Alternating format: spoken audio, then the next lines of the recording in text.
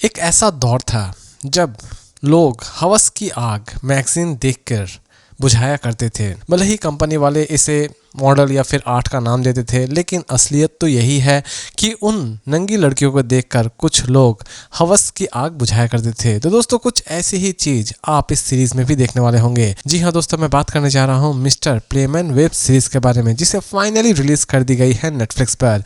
इसके total 7 episode release किए गए हैं और हर एक एपिसोड लगभग 45 to 59 मिनट की है, यानी कि इसकी हर एक एपिसोड अच्छी खासी लेंथी है। इसे हिंदी में भी रिलीज की गई है। इसमें आपको न्यूडिटी और सेक्सुअल चीजें हर एक एपिसोड में नजर आने वाली होगी, इसीलिए इसे किसके साथ देखना है और नहीं देखना है यह मैं पूरी तरह से आपके ऊपर ही छोड़ता हूं।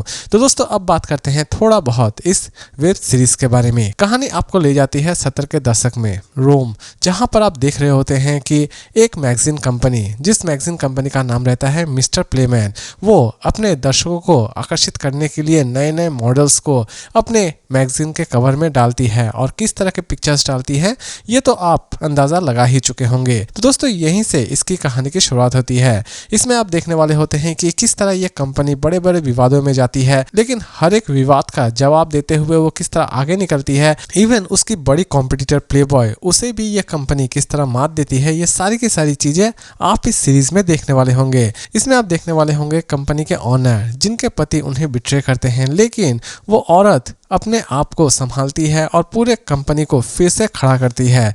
दोस्तों, ये चीज आप इस सीरीज में देखने वाले होंगे। पूरी की पूरी सीरीज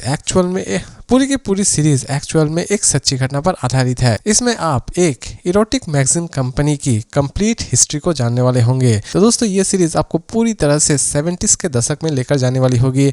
इसमें हर एक चीज आपको 70s की तरह ही लगने वाली होगी।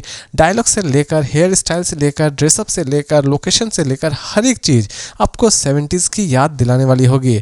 भले ही 70s के दशक बहुत ज्यादा कम ही जिंदा हो गए अभी तक, लेकिन फिर भी जो भी जिंदा है, यानी कि कोरोना के बाद से जो भी जिंदा है, वो एक्चुअल में अपने 70s के यादों को ताजा कर सकते हैं इस मूवी को देखकर। तो दोस्तों, मूवी की प्रेजेंटेशन और स्टोरी आपको बहुत ही ज्यादा पसंद आने वाली होगी। इसकी हर एक एक्टर की एक्टिंग भी आपको बहुत ही ज्यादा पसंद आने वाली होगी।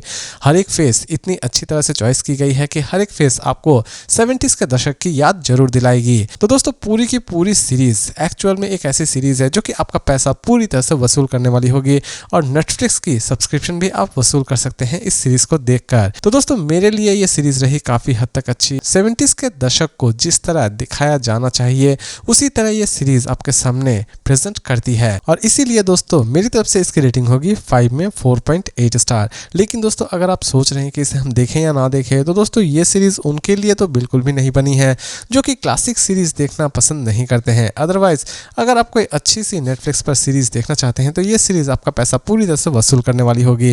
एटलीस्ट आपको निराश नहीं करेगी ये सीरीज। नेक्स्ट में हम बात करेंगे एक ऐसे मूवी के बारे में जिसके बारे में शायद कोई भी बात नहीं करेगा। जी हाँ दोस्तों, एक ऐसी मूवी जिसे देखने के बाद आप सच में बहुत बड़ा एक शॉक लेने वाले हैं। जी हाँ दोस्तों, मैं बात करने जा रहा हूँ द गर्लफ्रेंड मूवी के बारे में, जिसे फाइनली रिलीज कर दी गई है थिएटर पर। दोस्तों, मूवी अभी भी किसी भी OTT प्लेटफॉर्म पर अवेलेबल नहीं है, लेकिन उम्मीद ये है कि इसे बहुत जल्द किसी न किसी OTT प्लेटफॉर्म पर अवेलेबल कर ही दी जाएगी।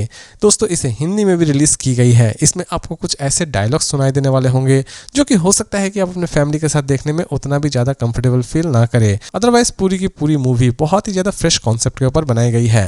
दोस्तों, समाज में बहुत सारे ऐसे अकड़ू बंदे होते हैं जो कि ये चाहती है कि उसकी बंदी उसके सामने हमेशा सर झुका के खड़ी रहे।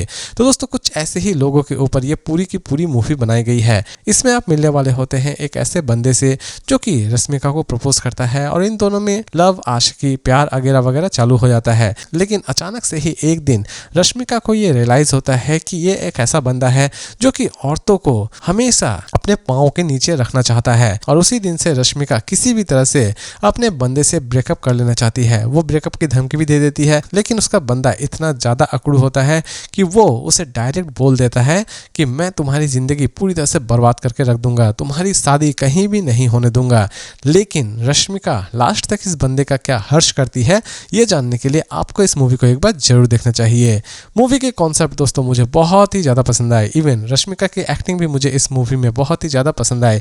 इस मूवी में भले ही रश्मिका बहुत ही ज़्यादा सहमी सी लगने वाली होगी आपको स्टार्टिंग में, लेकिन इसकी एंडिंग में यानी कि सेकंड हाफ में रश्मिका का एक अलग ही रूप आप देखने वाले होंगे, जो कि इस मूवी को एक परफेक्ट मूवी बना देती है। लड़कियों को हमेशा चुपचाप हर चीज नहीं सहना चाहिए, ये चीज इस मूवी में बखूबी दिखाई गई है। कुछ ऐसे भी एरोगेंट बंदे होते हैं जिन्हें ऐसा लगता है कि लड़कियां सिर्फ और सिर्फ घर का काम करने के लिए बनी है। तो दोस्तों उन बंदों के लिए भी मैं कहना चाहूँगा कि अपनी मेंटेलिटी चेंज करो, क्योंकि दुनिया अब थोड़ी तो आगे बढ़ ही चुकी है, लेकिन ये बंदे कभी आगे नहीं बढ़ेंगे, मुझे पता ही है। तो दोस्तों ओवरऑल ये पूरी की पूरी मूवी मुझे सच में बहुत ही ज़्यादा अच्छी लगी और मेरी तरफ से इसकी रेटिंग होगी 5 में 4 स्टार। लेकिन दोस्तों अगर आप सोच रहे हैं कि इस मूवी को हम देखें या ना देखें, तो दोस्तों मूवी देखना ना देखना पूरी तरह से आपके ऊपर डिपेंड करता है। लेकिन अगर आप कोई अच्छी सी और फ्रेश स्टोरी मूवी देखना चाहते हैं तो ये मूवी आपका पैसा पूरी तरह से वसूल करके रख देने वाली होगी। तो दोस्तों इसी तरह के इंटरेस्टिंग और सिंपल रिव्यूज़ के साथ फिर मिलते हैं एक नए वीडियो में।